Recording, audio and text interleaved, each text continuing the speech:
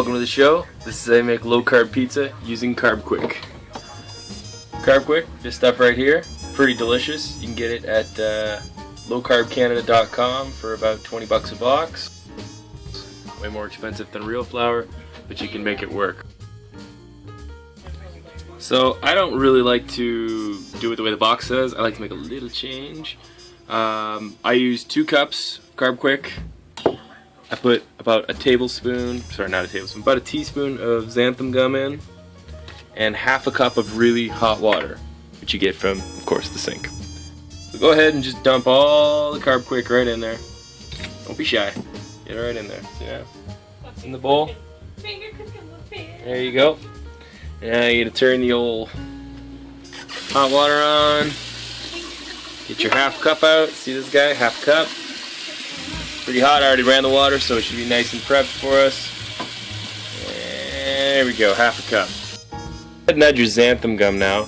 You don't need much. I just use about a teaspoon or so. Sprinkle her in there. Really makes it stick more like a real dough, because the one thing you really are missing when you're making low carb breads of any kind is a real binding ingredient. So now the trick with the water is you just really want to splash it in a little bit at a time. Now this is the big trick here. Don't mix it with a fork or a knife. Just shake the bowl around until it starts to absorb it a bunch. A little more. And then sprinkle it in a little bit at a time. Try and keep it away from the sides of the bowl, because then when your water gets there, all of a sudden you get that caked on stuff and it doesn't work as well. Just keep shaking it like that, sprinkle it in. I like to hit it with a little bit of salt. Not much. I don't know whether that actually does anything or not, but it makes me feel better knowing there's more salt in my food. And I'll sprinkle in a little more water. Shake it up.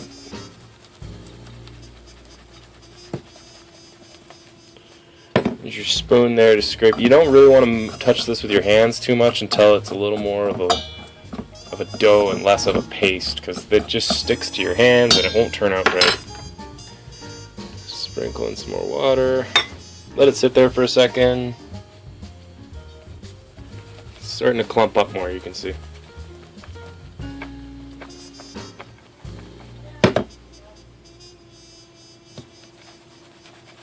Get it all in there, don't be shy.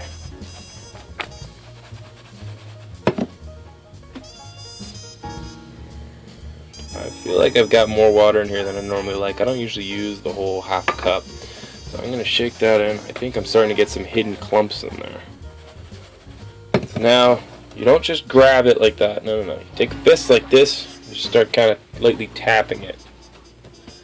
Just trying to get what water is in there to kind of stick to whatever dry bits are left. See, I got a little bit stuck on my knuckle there. Carbquick doesn't like to mix. It's not flour. It's not a real thing. I don't even know what the hell's in it. Just really want to give it a good pounding.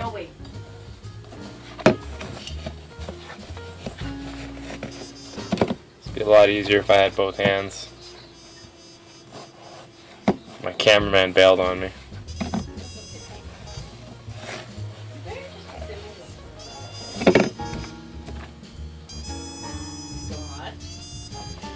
As you can see here, you really want to work the dough. And we'll be back in a moment. I'm going to pick this up because I need 2 hands. And we're back. So now you see I've got like my little ball here of dough. You really want to work it while the water from it is still warm. So, I like to cut it in half so I get 2 pizzas. So you grab a knife, cut it right in half. Just like that, see? Where you once had 1, you now have 2. Holy shit, you take one and divide it? You said it. Quiet there, peanut gallery, we're recording. Gotta get her out nice and flat. Let me see if I can tip this down a little more for you. So you can kind of see more what we're up to here. Good stuff, good stuff. Alright, so now you really want to work it. You want to use the palm of your hand, the base of your hand, your knuckles, whatever it takes to turn this into 10 to 12 inches of mouth-watering pizza. time for this bad boy. So you just roll her out.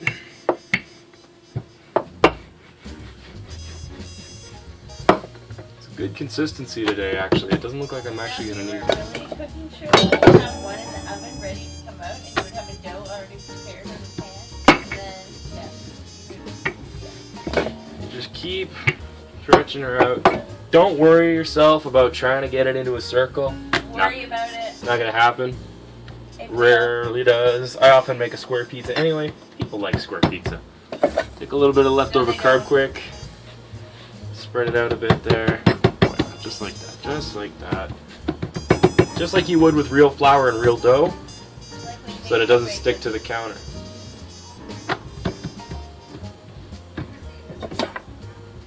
Get that bowl out of the way. I have really limited counter space in this kitchen, unfortunately. Just keep her going. Doesn't matter if it gets really thin. Some people like thin pizza. I like to use my big spatula. Scrape her off if it's starting to stick. Normally I like to sprinkle more Carbquick around to prevent that, but I'm pretty much out. Just keep rolling. Just means I'll have to be more gentle, a little more caressing with the dough. We're getting pretty close to a pretty reasonable sized pizza here. You know, Getting close to reasonable size pizza now. we're getting close to reasonable sized pizza. Yeah.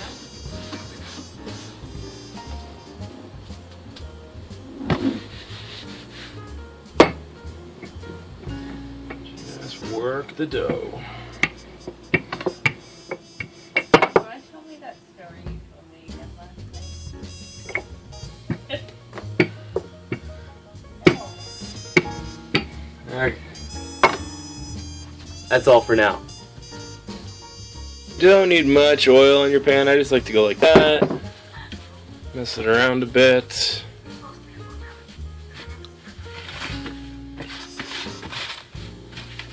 Just grease her up good. Throw your dough on. That'll make a nice little low-carb pizza. Do a little bit of sauce for pizza, right? So we'll just go ahead and grab us some of that. Glob it on a little more. And just spread it out like you would any other normal pizza. I feel like the fact that I keep having to repeat that it's like any other normal pizza reminds me that it isn't like any other normal pizza. But I eat too much normal pizza, which is why we're doing this. Oh my god. Toppings are pretty much up to you. I mean, you probably know what low carb lifestyle toppings you're capable of eating. I like to load mine up with meat. Okay, now you get your sauce. So this is the time to add some oregano. This one I like to add some bacon bits. Get those good pre-crumbled ones. They're pretty fantastic. And more. You want nice, even bacon coverage throughout. Remembering this is only the first layer of bacon. Don't forget, this is also your opportunity to add lots of meat. So I like to add a layer of salami below my cheese. Gives it that extra real salty flavor. I also like my lower meats to be in larger pieces than the top meats. You can see there, I got a couple of those.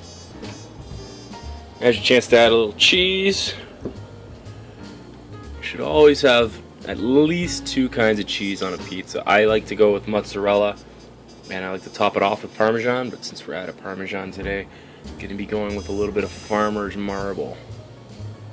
See right there, that's getting ready to get cut up. A sharp cheddar actually can be really nice too. Oh my god, please stop. It really kind of brings the pizza to life. A little orange on the top, a little color. Just good stuff. Now it's time to throw down your pepperoni. So you can just throw, these are oddly shaped because as you can see they were large pieces of pepperoni and I don't really like that for my top layer, so I just chopped them up a little. But you should have really even coverage of your top layer pepperoni. Top layer. There's another. There's more coming, don't you worry. And it's a lot easier with 2 hands, but then you couldn't witness the magic. Yeah.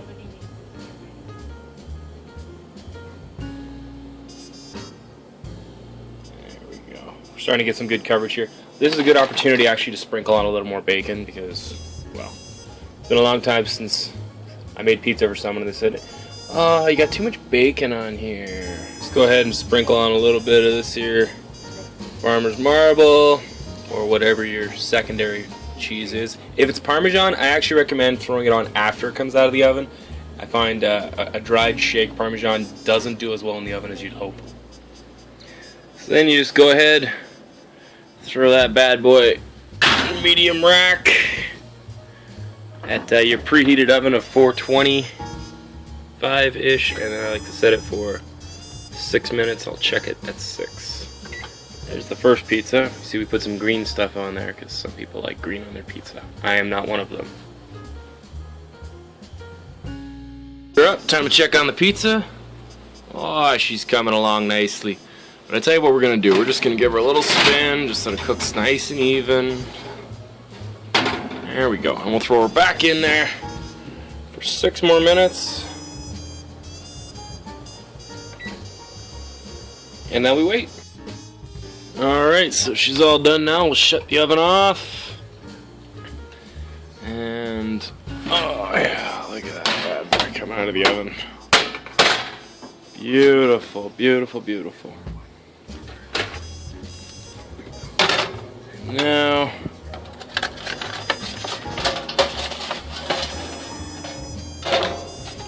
just, again, this is much easier with 2 hands.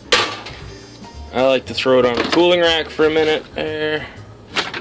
Let her cool down. And now we'll just slide that bad boy onto my cutting board. Got this awesome little Vespa pizza cutter from my little brother for my Christmas present. And look at that. Just cuts right through it.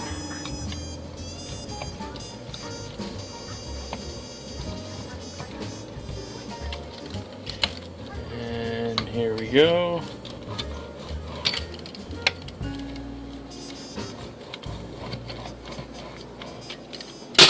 Get yourself a nice plate. Slide all that onto there.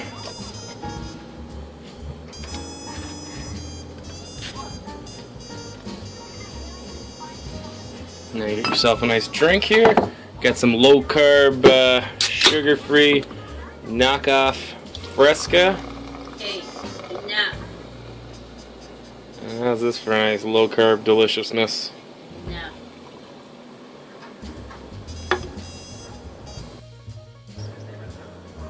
And 1 bite of deliciousness. God. Almost makes you forget you can't eat bread.